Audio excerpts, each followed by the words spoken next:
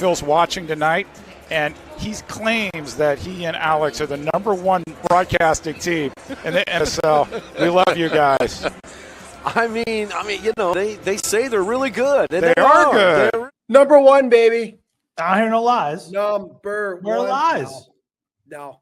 Thanks for the plug, boys. We love Eric and Nick, most definitely. But the #1, yet to be seen. Yet to be so many good broadcasting crews, Phil. None can match the wonderful aerodynamic qualities of the two hosts here, though. What's going on, everybody? This is MASL Monday. Alex Bastiavansky, Phil Levanko. We are so happy to be back once again, bringing you all the coverage from the MASL this season. And we're pumped. First of all, Phil, how was your off season? Does that exist for you? But how did things go? No, it was busy. It was really busy. I'm here down in New York City. I spent most of my summer down in New York. Could be worse. Watched way too much Mets. That was probably the worst part. But, it's a good summer. How about yours? Well, we have my Blue Jays. We had my Blue Jays. I'm not going to lie, dude. It still hurts. Yeah. It still hurts. I felt that we were a better team in the sense of the way that they played together. There's no question that we don't have the talent. We can't match the talent of the Dodgers. And I got a ton of respect. Honestly, I know a lot of people do not like the Dodgers. I like the Dodgers organization. I have for a long time. But that hurt. It hurt. So many chances to win it. Just too many errors. Base running errors, and it came back to bite us. But you know what? We made it there. I'm licking my wounds still. But the good news is that I have Major Arena Soccer League to help me recover and get my spirits up once again. It's going to be a fantastic season, Phil. Really quick, we've got 8 teams this year. There will be no 4-peat.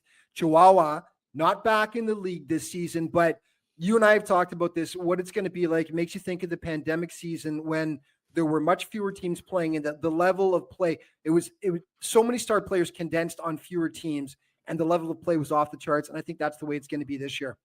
So only 8 teams, balanced schedule this year. The schedule is much more balanced. And I think we're going to see just an absolute gauntlet, a tug of war between these teams to really make the playoffs. Now, the playoff system's a little forgiving. 6 teams get into the playoffs out of the 8, so you can have a couple slip-ups here and there. But, man, it's going to be an exciting season. We're going to see teams play each other multiple times. Hopefully that leads to more rivalries and more just absolute chaos on the field. A great season. I'm pumped. You're pumped. And we've got to talk about, of course, the opening weekend, which went down.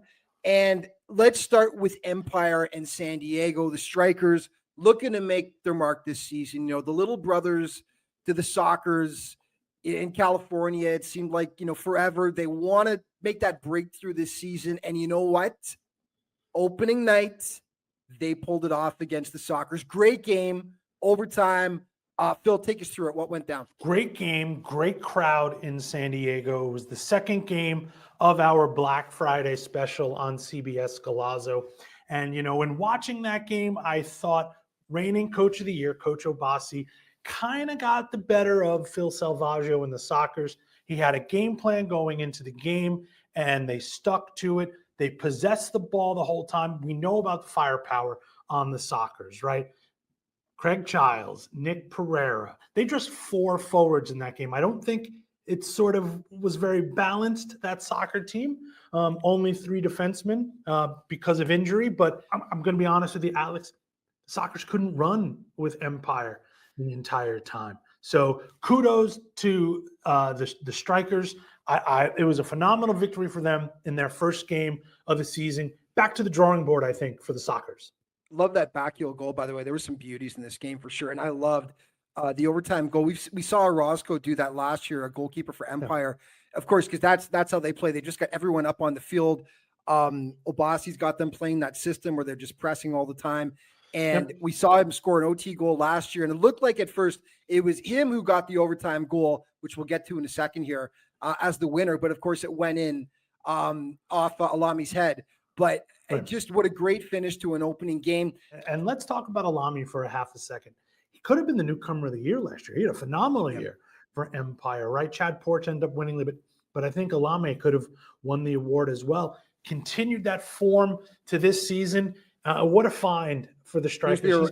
Here's here's the goal. Orozco with that just hammers that kick towards the net. And the first, the guys thought that it was Orozco's goal, but look at this, just grazes the head here as they go. And that's just, I love it from Empire, getting off on the right foot. They big expectations this season. They returned some really important guys, including, they got Fabian, they got possible MVP candidate and Justin Stinson.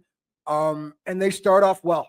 So love seeing that from them. Great win from the coach too. Halftime interview with Craig Elston and Obasi talked about how the system has to evolve. And I love they coined it Obasi ball. We're going to steal that, obviously, because the whole league is going to steal that term. But coach was sort of, I guess, humble enough is the best word to admit that it has to evolve, right? And it did, and it paid off to perfection. It was a great win for Empire on opening night.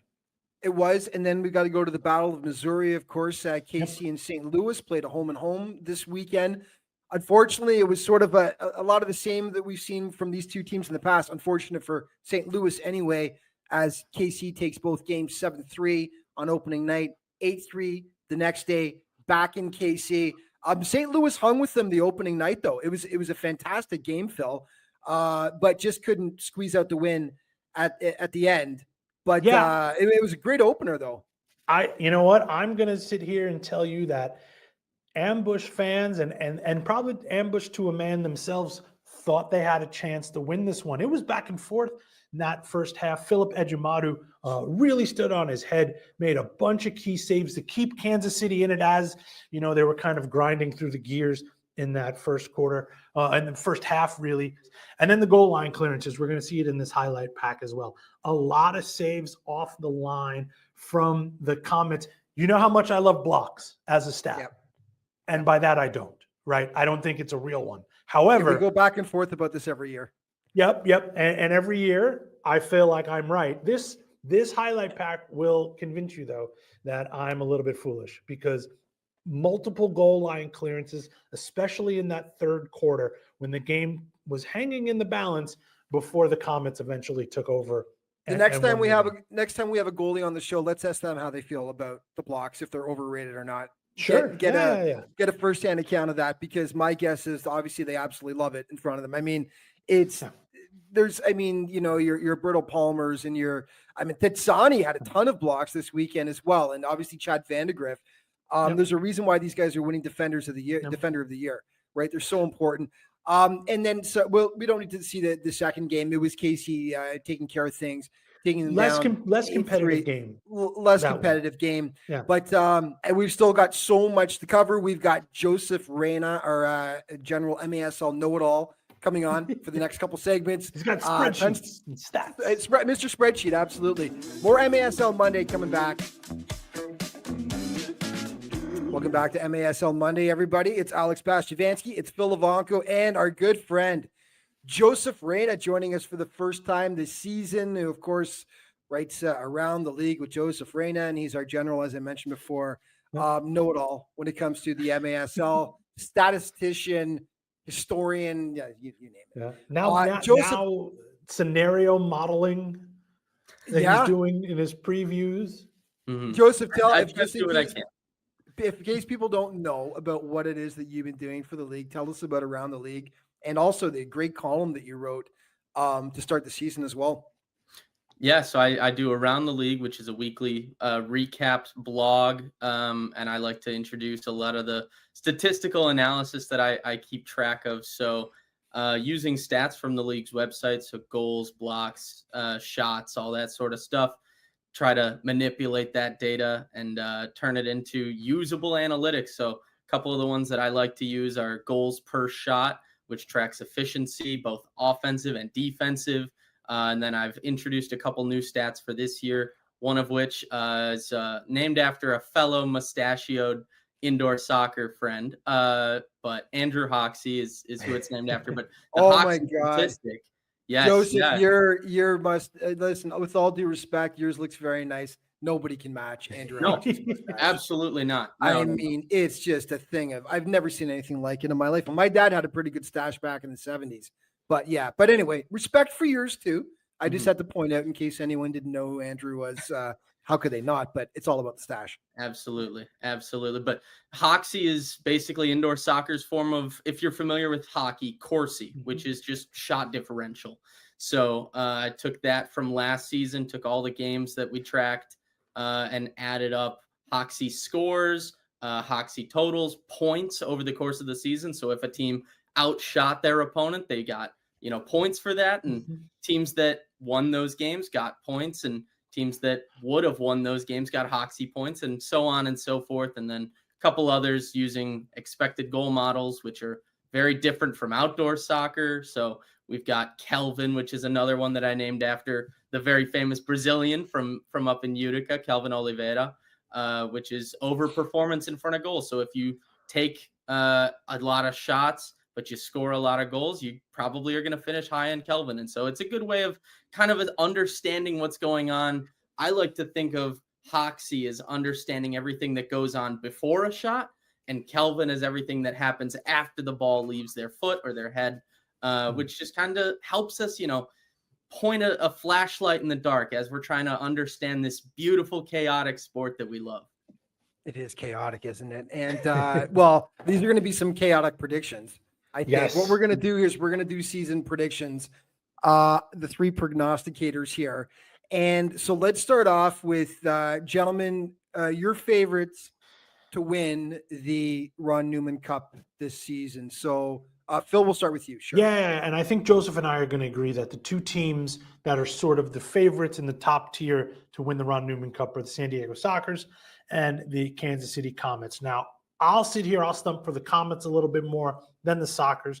And the reason being, I just think that they're a balanced team. I think they're much more balanced than the Sockers. We talked about it a little bit in our first segment, and we sort of saw that stuff play out in the first game, right?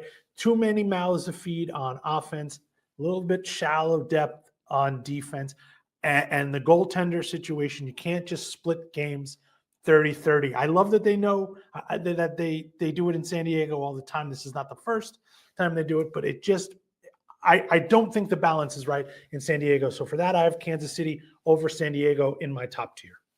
All right, Joseph.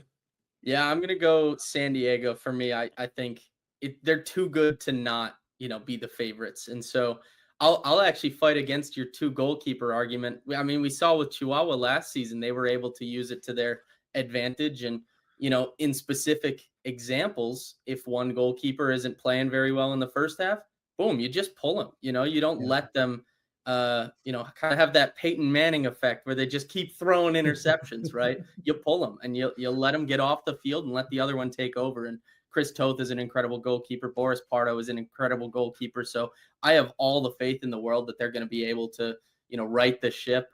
Let's not forget, last year they lost their first game against Tacoma as well. Yes. That was on the road, but this one was at home.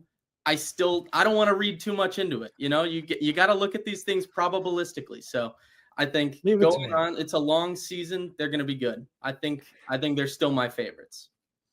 I can't disagree on those two. I mean, on paper, absolutely. Those two teams, I think for most people are going to be favorites. Phil, you mentioned when I had you on MASL in 5 talking about, and you thought one problem might be trying to slot all those pieces in on San Diego. And I think we're gonna see those growing pains as we did on Friday, starting thing out. But adding Nick Pereira and Chris Toth to an already star-studded team. I mean, Chihuahua had a star-studded team last year. They made the pieces fit. I think it will, but don't discount also. I think Milwaukee. What we saw from Milwaukee last year, they came so close to knocking off Chihuahua. I mean, that would have been fascinating on its own. Of course, it was funny watching the game in neutral San Diego. All the Sockers fans who were in the stands, everyone, of course, cheering for Milwaukee to knock them off because that would have been such a massive upset. But, plus Alex Sanchez, we're going to get into all these guys later, but, Bennett returning, they're going to be a good team as well. So I'm interested in seeing that. Okay, we got to move along here, guys. Team that will surprise. How about if we each give about 30 seconds kind of on each one and why? So Phil, who could surprise for you, do you think? You just talked about it, Milwaukee, so I'll keep it shorter. A lot of turnover with the new coach. I think it's going to take a little bit of time to learn that system, but when they do, they're going to start humming. So my team of surprise will be the Milwaukee Wave. Okay, Joseph, how about you? So I'm a little biased. I just got to spend the weekend with the Kansas City Comets in the Ambush, and I was really impressed by the talent level that the Ambush bring. They ended last season so strong. I think they were a little bit hard done by with the schedule to start this year, but we could see a little bit of a situation similar to last year where they don't start as well to start the season and then come into it towards the end. So I think they're going to be a really, really dangerous team come March, April, potentially. Interesting. Okay. You know what? I've said Empire, and maybe that's not too much of a surprise to people, but with the way Obasi, his system, the way they're playing, they still seem to be befuddling teams, and, you got a MVP candidate in Justin Stinson. You've got Fabian, who can do what Fabian does, Orozco between the posts. For my money, they're the most entertaining team to watch in the league. I love watching them play. Again, why might them not be a surprise? Is because maybe for some people that's not much of a surprise to say that I think that Empire will do well. But Phil, you made a comment as well on MASL and 5. They've been sort of the little brothers to San Diego and California for the longest time, and maybe it's time for them to step out of the shadow. So I'm excited to see what Empire can do this season. So let's move to then team that you think might disappoint this season, and Phil, kick it off. It's my hometown team, the Utica. They lost so much talent. I want to talk to Utica fans for half a second. I don't think Kelvin's coming back. Right? That's just my opinion on the matter. It does make me sad. I'm not going to lie. I know they're holding out hope, but listen, we're friends here, right? We can talk. I wouldn't just expect between you and me, yeah. So they've lost a lot of goals, right? They've lost a lot of goals on that team, and I don't think the roster is currently constituted will sort of, make up the difference in the goals that they've lost in the off season, right? On top of that, they've lost a veteran presence in the locker room with Andrew Coughlin and Nate Bordeaux retiring, right? So now we've got a leadership vacuum and we have a goal vacuum, and that is not a recipe for success. Yeah. Joseph, how about you? I'm going to go with Empire. I know you're speaking highly of them, and I think they play a really exciting brand of indoor soccer. It's different from anything else we've ever seen, but it's boom or bust, huh? It's boom or bust, Joseph. It's like boom or bust. There's the opportunity for so much to go wrong, right? So I understand what you're saying. Yeah. Yes. And I think looking at some of the stats from last season, if I can use that Hoxie stat for a second, Empire actually finished the season with the same amount of Hoxie points as Chihuahua, and they almost didn't even make the playoffs. Yeah. I think from that perspective specifically, they're going to be disappointing based on their own performances, using their own performances as that benchmark. I don't think they're going to live up to how well they probably could finish. Right. Okay. And really quick about Kelvin, Phil, that is, I'm not joking when I do this, because he was the most electrifying player in the league last year when he played. Just unbelievable. What a talent he was. But so it would be unfortunate. I'm crying along with the Utica fans if he doesn't come back, but they will disappoint, and I really pumped Tacoma's tires last year, especially when they knocked off San Diego in that first game. I want to see Tacoma do well. They're just an old school MASL team going all the way back, so much success. But I think that I don't know if there are high expectations for Tacoma, so I don't know how disappointing it could be, but I don't foresee a great season. I just think, you take away Nick Pereira, who's just their all-time great, and Chris Toth, former MASL goalkeeper of the year. It's just so much to lose for that team. They do have a bunch of really great guys there, but with the arms race this year in this league about how condensed everything is with the talent, I think they're going to be in tough, but, prove me wrong, because God knows I was wrong enough times last year. So, and their schedule always stinks, right? And that's not getting any better from sheer geography. Yeah. So it's going to be tough. Yeah. It's going to be tough. Okay, we're going to take a quick break, and when we come back, we're going to cover Team of the Week and also more predictions. So stay with us. More MASL Monday returning in just a moment. Welcome back to MASL Monday, folks. Alex Bastiavansky, Phil Levanko, and our special guest, Joseph Reyna, as we kick off our first episode of the year here. It's our final segment. So we're going to do a couple things. We're going to get to some more predictions in a second, player predictions. But first, Dr. Phil, has come up with we're going to do a weekly thing here. What Phil puts up is MASL Monday Team of the Week. He wants the heat. He wants the abuse. So everyone's got to let us know what you think of what Phil's about to put up here. This is his choice. And Phil, why did you decide to start doing an MASL Monday Team of the Week? Because I'm tired of listening to the voters, right? I wanted my own award. I wanted something that I could take all the heat. So I watch all the games, and this is my MASL Team of the Week. At back, we've got Tetsane and Berto Palmer, both who had excellent games on the weekend. Philip Edjumadu in goal. That's my defense for the Team of the Week. Christian Andreas and Manir Olami for my second forwards and midfielders. Both of them had excellent weekends. Andreas had 4 goals, and Olami had the game-winning goal for the Empire. I believe he had another one in there as well. And then up top, my target is Rayon Marquez. That is the official MASL Team of the Week. Give it to me. Joseph, you know who he could have possibly thrown up there as well? Yes. Or instead of Zach Reggett. No, Zach Reggett is it's kind of no diabolical. Zach Reggett. Yeah, That's but crazy. I mean, yeah. Phil, what's you're standing by your decision, and why is that?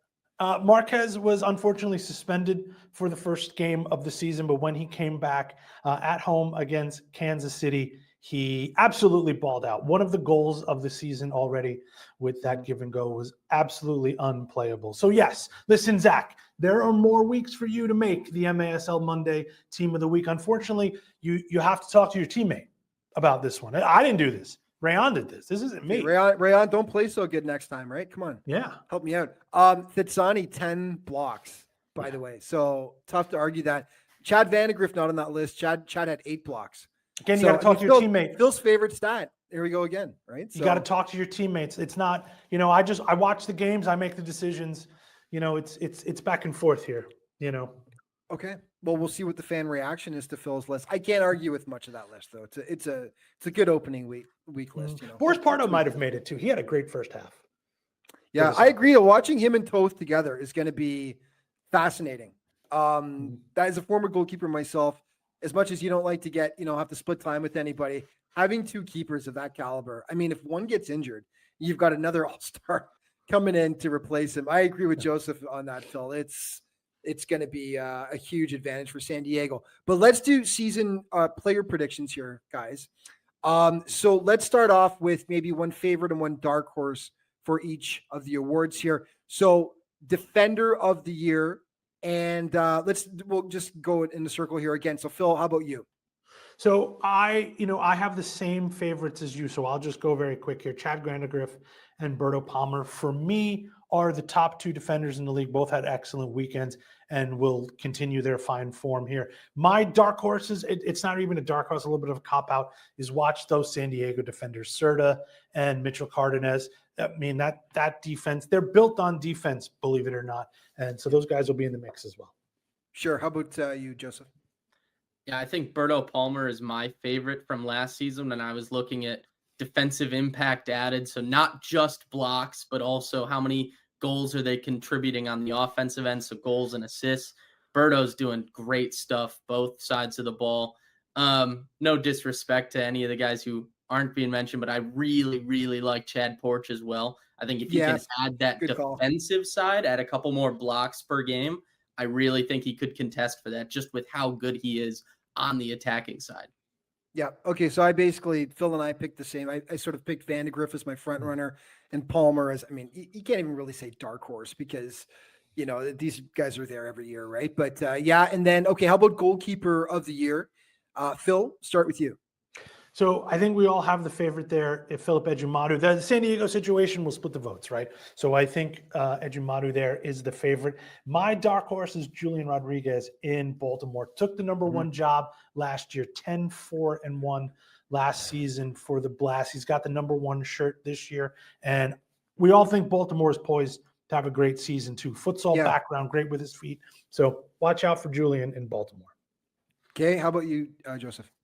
Yeah, no arguments with Edjumadu. I think for him specifically, he's got that perfect combination of the Comets give up a lot of shots. Now they block a lot of shots, but they also force a lot of saves from their goalkeepers. So I think he's got that, going for him in that respect. But then he's also really, really good in the attacking end as well. So he'll add an assist. He's already got one so far this season. But for my dark horses, it's tough to pick just one, but I really like Paulo. I think he's got a good shout, especially if the ambush is making that playoff push towards the end of the season. He's going to be a really important voice in that locker room. And then I'll go Brian Orozco, just because he is such a unicorn in this league that, we saw it against San Diego. He cannot be ignored.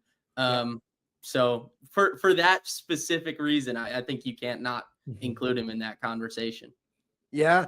It's interesting that we all picked Ejimadu, top 3 last year in goals against average, save percentage, and wins. So, we've already talked about him, but I've also got, all the guys that you've named, but nobody's mentioned Ben Haney yet. Willie B from Milwaukee, who stalwart between the posts. And we barely talked about Baltimore on this show now too, which is kind of shocking to me when you talk about Porch, we talk about goaltending, but I just got to throw in there. I think please let's not discount Baltimore as well. Of course, their home floor advantage, what they've got is what Chihuahua had, and so we can't discount Baltimore the season they're going to have, as I backtrack on previous comments. But so I would say dark horse for me would be Willie B in there. And coach of the year, gentlemen, Phil.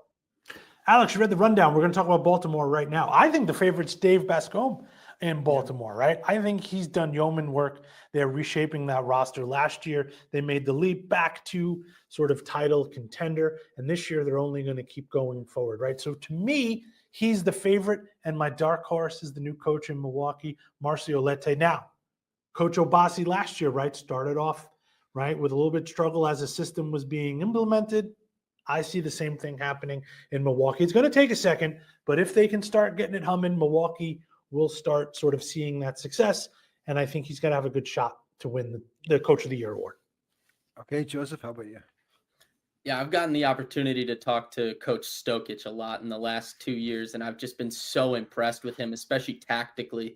But some of the other aspects that I think we don't talk enough about are the good youth development. He's constantly getting these young kids on the field and doing so well just every single time. It feels like they get somebody in there, it's making their debut, and they'll get a goal, they'll make a huge block or something. And so I think that's something that cannot be underrated or just completely discounted from him.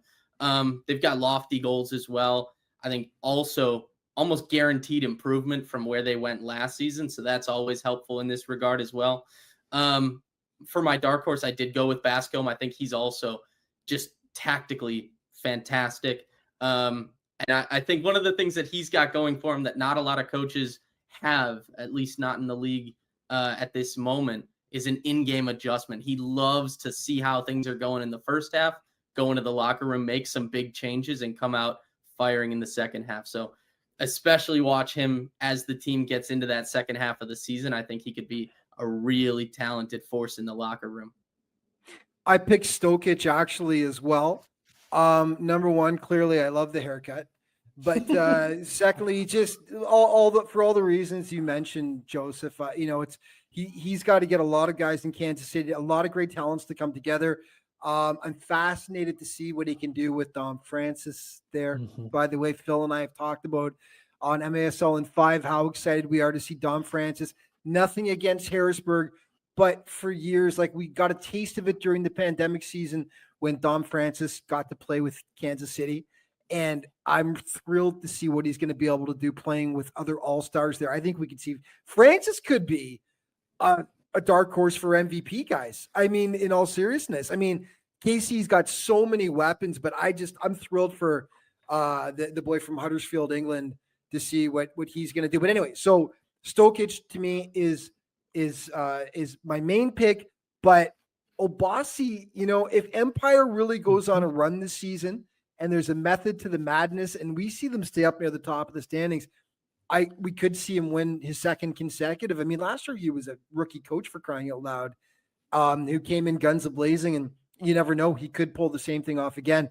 Salvaggio is going to be interesting, Phil. I think if San Diego goes just on a massive run like they did a few years ago where they go, well, they've already lost one, but just go on a huge run and he's able to get all those pieces to work together, he should get consideration. Just because he's got a team of all-stars doesn't mean that he shouldn't get consideration, because it takes a lot to be able to have all those pieces fit together, right? When you've got so many different options. So anyway, and MVP, gentlemen, Phil, start with you. So we're all going to have the same favorites here. I'll just list them real quick. Zach Reggett, Alex Sanchez, right? But Joseph, I took your Defender of the Year dark horse and made him my MVP dark horse because I think he's nominally a defender, right? He doesn't do a lot of defending. Chad Porch in Baltimore. He is all over the field, and I think he can have a big impact for the Blast this year. So he doesn't get tethered to the back like most so-called defenders, right? So if he finds his way up in the scoring charts, I see no reason why he won't get MVP votes. Okay, how about you, Joseph? Yeah, I really like that three-headed shark they've got in Kansas City. I think with Dom, with Rion, they've got some talented players alongside, but Zach Reggett, to me, he had an MVP caliber season 2 years ago. Last season was a little bit injury-ridden. This year, as long as he can stay healthy, for me, I think he's the front runner, and he's really comfortable being the focal point with another group of really talented guys. We saw it this weekend against St. Louis. We're going to see it again in the future. I promise you that. For dark horse, and I don't feel comfortable saying dark horse with this guy, Sanchez he's so good. Watching him play, I'm fortunate that I'm based in Milwaukee and I get to see him on a weekly basis. The guy's just ridiculous, honestly. Like his ability to shoot from distance and like specifically finding shots from distance for me is such an insane skill that he's got at such a young age. Only his fourth season in the league now. So I think if he can stay healthy as well, that's the biggest thing for me is being able to stay healthy, because this conversation is completely different now versus in March. If we see, some guys have missed 8 to 10 games. Right. Well, that's my favorite. Your dark horse is my favorite. I picked Sanchez. Just watching him in last year in Milwaukee was just phenomenal. He finished second in the league with 48 points, first team all-star. So excited to see what he can do. And, my dark horse pick is Stinson, who was sixth with 43 points last season. And I just feel like he's going to get a boatload this year. And so, listen, there's obviously so much talent in this league, guys. We're not even touching on so many other guys. I mean, San Diego's got a boatload just on that team alone. But that's sort of a killer for San Diego, isn't it? They've got all of these players. I feel like that's why you don't see Boris Pardo winning goaltender of the year all the time, or Childs maybe getting MVP, which if you ask a lot of people who's most valuable to their team, man, it's tough to argue with the Craig Childs, but there's just so much talent on that team. I feel like some of the guys actually get overlooked when it comes to award season because we look at teams that may not have as much depth as San Diego, right? But anyway, those are my picks. He might make an MASL team of the week, though. MASL Monday team of the week. He might. You never know. That's really more the prestigious. More that's, prestigious. That's the award that all the players are pining for this year. I think so. MASL Monday. I think so. Team of the week, right? So we'll have to ask them on that and get an opinion too. But that's it, boys. We are way out of time here. So listen, Joseph, thanks so much. Obviously, we're going to do this many times throughout the year. We're going to have some other guests on. We got to have Eddie P on again too, Phil. For sure. It's just a whole list of guys we're going to have on and have some fun with this season. But Joseph, we will have you back. It's so much fun having you on and getting all the stats. And thank you, everyone, for watching our inaugural episode of the season. A reminder, you can catch us every Monday on CBS Sports Golazo, MASL TV, YouTube, Spotify, Apple Podcasts, wherever you get your podcasts. For Phil Ivanko and Joseph Reyna, I am Alex Vachivansky. We will see you next week.